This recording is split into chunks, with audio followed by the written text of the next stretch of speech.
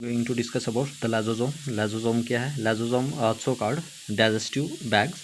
Getting lysosomes को क्या कहा जाता है? digestive bag भी कहा जाता है, suicide bag भी कहा जाता है, disposal unit भी कहा जाता है, atom bomb भी कहा जाता है, scavenger of the cell भी कहा जाता है, recycling center कहा जाता है और cellular housekeeper कहा जाता है. Getting किसने डिस्कवर किया था इसको? क्या डिस्कवर किया है? डी ड्यूवे ने.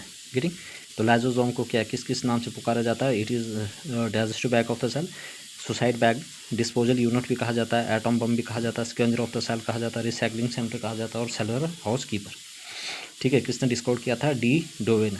गेटिंग उसके बाद next one is plastid. Plastid only found in plant cell. Getting ये किस में पाया जाता है? सिर्फ प्लांट सेल में, एब्सेंट इन एनिमल सेल. ये एब्सेंस एनिमल सेल में क्या होता है? एब्सेंट होता है, जिसको कहा जाता है क्लोरोप्लास्ट. गेटिंग प्लांट सेल में पाया जाता है. गेटिंग इसका अपना जो भी माइटोकॉन्ड्रिया और डीएनए होता है इसमें. गेटिंग और मेम्ब्रेन बाउंडेड सेल ऑर्गन होता है डबल. उसके बाद ये दो किस्म के होते हैं हमारे पास, हालांकि 3 किस्म के होते हैं. चलो हम इसमें पहले पढ़ते हैं ल्यूकोप्लास्ट और क्रोमोप्लास्ट. ल्यूकोप्लास्ट क्या होता है? जिसमें कलरलेस होता है, नो पिगमेंट होता है और कलरलेस होता है. In plants part not expose. ये वाला जो पार्ट होता है वो डायरेक्टली एक्सपोज नहीं होता लाइट की तरफ.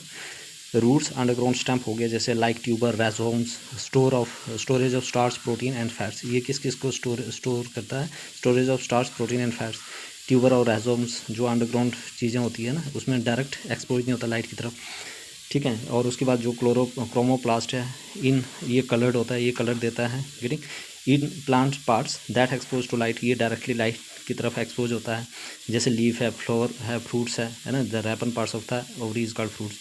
Photosynthesis and attraction of the pollinating agent. ये फोटोसिंथेसिस करता है और जो भी पॉलिनेटिंग एजेंट होती है ये अट्रैक्ट होती है, इसकी तरफ पॉलिनेशन होता है.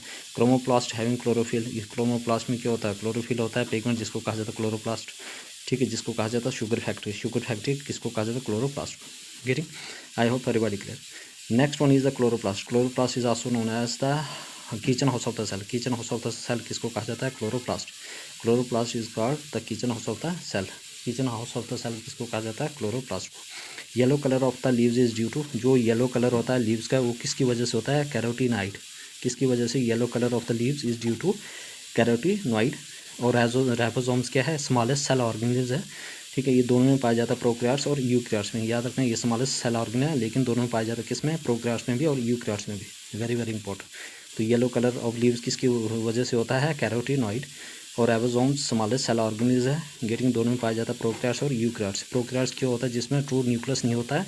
यूकैरियोट जिसमें ट्रू न्यूक्लियस होता है. गेटिंग तो ये दोनों में पाया जाता है. I hope everybody please everybody subscribe मेरा channel, like share and comment also, ताकि मुझे मोटिवेशन मिलता है आप लोगों के लिए. ये मैं सीरीज़ कंटिन्यू रखूँगा कि इससे मैक्सिमम आपके डायरेक्ट ऑब्जेक्टिव आएंगे एग्जाम में. गेटिंग प्लीज़ एवरीबॉडी सब्सक्राइब मेरा चैनल, लाइक शेयर एंड